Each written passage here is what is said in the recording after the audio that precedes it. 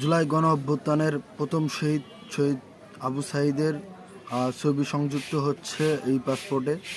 এভাবে আমাদের শহীদদেরকে মর্যাদা দিতে হবে, মূল্যায়ন করতে হবে এবং তাদেরকে প্রত্যেকটি জায়গায় প্রত্যেকটি ইনস্টিটিউটে আসলে রিলেভেন্ট রাখতে হবে। শহীদদের যদি আমরা মর্যাদা করতে না পারি, শহীদদের যদি মূল্যায়ন করতে না পারি, তাহলে এদেশে আর বিপ্লবীরা জন্মাবে না। এদেশে যে শহীদের তামান্না, শহীদের যে আকাঙ্ক্ষা, সেটা আসলে জাগ্রত হবে না। সেই অর্থে ই পাসপোর্টে শহীদ আবু সাঈদের ছবি সংযুক্ত করে আমি সরকারকে ধন্যবাদ দেব। এবং পাশাপাশি আমি চাই যে সকল জুলাই শহীদদের যারা আছে তাদেরকে মূল্যায়ন করা হোক।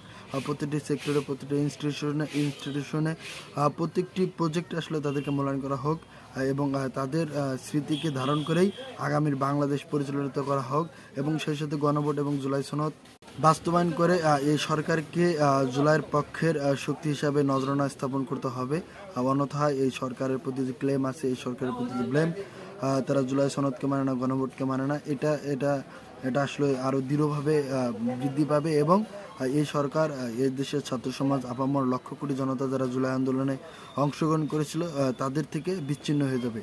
আর একটি বিচ্ছিন্ন সরকার, জনগণ থেকে বিচ্ছিন্ন সরকার কোনোদিনও ক্ষমতায় টিকে থাকতে পারে না এবং তারা সুষ্ঠুভাবে দেশ পরিচালনা করতে পারে না।